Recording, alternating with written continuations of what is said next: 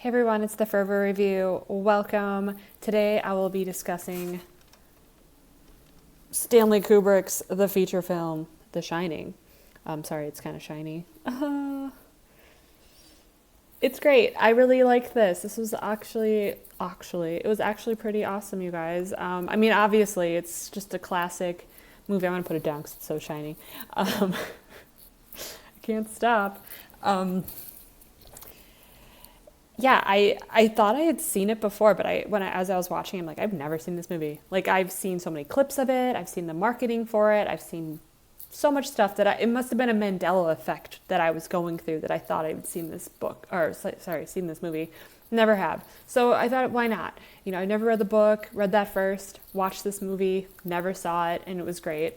It's 2024 and Natalie's finally getting the full Shining experience. So first, I really enjoyed the cinematography, like when you see how vast and secluded that this hotel is, like in the mountains in Colorado, right? Like it's just so beautiful, like really great visuals of just like, look how beautiful and amazing this is. This is why this place was picked out for the Overlook Hotel, and really how like isolated they really are once the family moves in. The opening scenes were interesting, especially like the interaction with the hotel manager. Like he's supposed to be like this really disliked guy, but he just seemed kind of like, I don't know, seemed kind of tacky. And I kind of like that. It was just like, and then he's very nonchalant, like, by the way, I should tell you that though our previous caretaker, Grady, he murdered his daughters and wife. Hope you don't have a problem with that. I gotta love that. Type of attitude. And then Jack's just like, oh, well, like just this plastered fake smile. I enjoy those little moments, those little nuggets in films. But yeah, Jack Nicholson was meant for this role. He was perfect. I really enjoyed him, and he really also embodied like the moments where Jack is taking on those behaviors of him drinking again, and you could just tell like, oh, I think this is him, like he's being kind of strange. He must be drunk. And yeah, I thought Shelley Duvall as Wendy was great. She was so cute in that movie, and she really honed in on that. I thought she was the strongest character in the novel. Like she just seems to hold everyone together. She seems very perceptive of everything that's happening. Even in the movie, she's the one checking on the furnace. She's chatting with like the state patrol guys, on the radio. She's making sure everyone's getting fed. She's checking on Jack. She's checking in on Danny. She's playing outside. Like she's just the one who's really involved everywhere with everybody. And so that was good. I did like the Dick Hallorann. They just call him Hallorann in the movie, the cook, when he meets Danny and he tells him this, like, hey, I have The Shining too. Me and my grandmother, we could have full conversations without ever talking. And we would just go back and forth. And he helps Danny realize what The Shining is and to avoid, in the movie, it's room 237. In the book, it's 217 or 217. So I don't know why difference. Like, why did it have to be two different rooms? But it was. But I thought that was a really good. I like that they just had ice cream. I thought in the movie or in the book, like they're just sitting in this guy's car. I'm like, well, that's weird. They just met this guy. And he's like, hey, little 5-year-old kid, do you want to sit in my car and I could talk to you? But I think like, hey, little boy, do you want to have ice cream? Seems like less concerning. But, it was the 70s, right? Yeah, it was the 70s. Parents weren't really that concerned. I don't think that in those days. So the hotel itself, I did picture it to be a little bit fancier. I thought it would be more ornate, like Art Deco. Did I already say that? I don't know if I already said that, but like more Art Deco-y, and it wasn't. It was more of this Colorado Southwest vibe. I did really like the carpeting, and I love the scenes when Danny is, he's biking, his little, like, I don't even know what they're called, his little bike thing, and he's just cruising around the hotel to really get some good visuals there. I thought that was awesome. I get the whole, like, Tony and the finger, 'cause, like, how do you make a visual of basically this like ghosts, these visions, these premonitions that Danny is experiencing. And I thought like, using the little Tony and the finger, Brad Ram, was clever. I thought that was clever. It kind of fit it, and it really embraced the creepiness of the entire thing. So I got it. I get it. And they did show the visual of like the bloodbath coming out of the elevator, which was really a cool visual. And Wendy sees it. And I thought that was great because it kind of was like the symbolism of like, there's a lot of bloodshed. There's a lot of disturbing things. And, Jack does find this scrapbook that the hotel puts together of all the crazy murders that have happened. And he goes into it in the book, but it's like placed on a desk. It's like placed by Jack. It's like an acknowledgement in the movie, but he doesn't really go into it too much. You just see the woman in the bathroom, which I thought that was portrayed pretty well. They made her a little younger, but she was supposed to be much older. Like there was a whole thing with her, like a very young husband that she had. And yeah, she was pretty disturbing. She's the one who attacks Danny actually and gives him the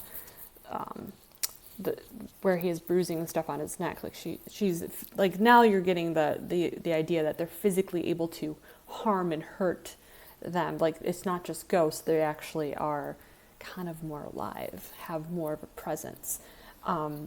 But there was also, and then you also see the twin girls that were murdered. You get to see them kind of laying around at some point, some flashbacks. But you don't really get to, like, they don't go into, like, there was a huge mafia ownership and there was bloodshed in the presidential suite. So there was, like, a lot of stuff they left out that they could have really added more because there was a lot more murder and violence that happened in this hotel's history. So I thought, okay, well, they left that part out. Yes, the scenes were good. The carpeting was good. I liked certain, like, of the visuals. Like, there is when Halloran's on the phone, it's dark in the room, and he's wearing this, like blue and white, like, interesting checkered pattern shirt. And the lighting around him kind of mimicked the pattern on his shirt. It really, like, kind of contrast, like, it kind of, like, went together. And then you had this like orangish, reddish light behind him, and it just looked so cool. Like, again, there was like certain visuals and certain scenes that just looked just spot on, just super great art. I just love the placements and colors of things, and there were some really great shots of that I really liked. I liked the maze. I thought the maze was good.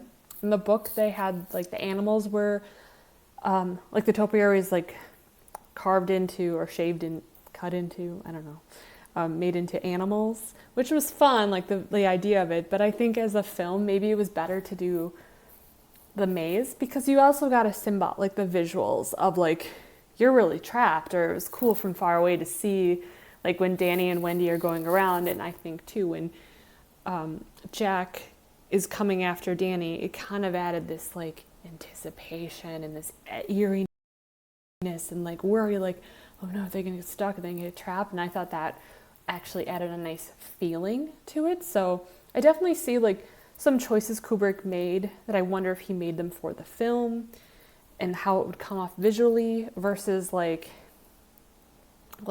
if they actually took it to be more of like moving animals and showing this actual entity that was kind of, I don't know, he wasn't terrorizing Danny, but like more of the visions and stuff that Danny was experiencing. So I wonder if it was just like an easy way to make those same kind of reactions for the viewer to have when they're viewing this. So that was really interesting. I'm sad that Halloran dies. He went through a lot to get to this family. I mean, it was cringy in the book, and then they didn't really like show. I mean, you can't really show so much in a movie. Like, you only have so much time. But the fact that he got an axe in the heart, I thought was cruel and unjust. That was sad. I was like, no, he's supposed to live, and they're supposed to hang out and on the East Coast together at the end. So that was too bad. R.I.P. Halloran. I'm sorry you didn't make it. I like how like Jack was shown frozen. That was good. I did my, I did kind of wish that they gave him a moment of clarity, like he was like understood that, you know, he like loved his son, but he was just completely brainwashed and taken over by the hotel in the movie. Like there was no going back for Jack. There was no moment of clarity. I do wish that they blew up the hotel. That was like my thing too. I'm like, I wish you kind of had the hotel blown up. I think Stephen King did a great job describing what it would look like when you have this beautiful, massive hotel just, you know, basically destroying it, getting destroyed. And I think that there could have been a lot of really cool visuals out of that, but oh well, that didn't happen, didn't make it. And I think that was pretty much the end of it. The little boy, I thought he did a pretty good job in the film. He was cute, and I think he just played like, you know, what a normal 5-year-old probably would be like, kind of like creepy kid, unsure, aloof a little bit, but very aware at the same time. I loved the writing that at the end when Wendy's looking at what Jack's been writing, and it said, oh, yeah, all work and no play makes Jack a dull boy. And it's just like repeating. I love that. I thought that was great. And especially like it had different formations on the pages. I thought that was actually clever. I liked it. I thought that was really cool. Like it shows how pretty much from the moment when Jack's like, I feel like I've always been here. From the moment Jack got there, he was already far gone. And I think like his writing shows like he was completely, his mind was already out the window. Like the hotel basically took him over. Yeah, so that was really great. I'm trying to think if there's anything else. I mean, I thought it was a really good movie. I think the book was so much better, but I just appreciated that they did The Shining. I know they did another remake, I think in the 90s. I never saw that one. Maybe I'll see it, maybe not. I hear there was like also a mini series. Maybe I would look into that too. But so far, I give it, you know what? I give it 2 thumbs. That was really great. I enjoyed the soundtrack. That was a good soundtrack too. So yeah, there we go. That's my thoughts, and stay tuned for the next one. I'll see you again. All right, bye.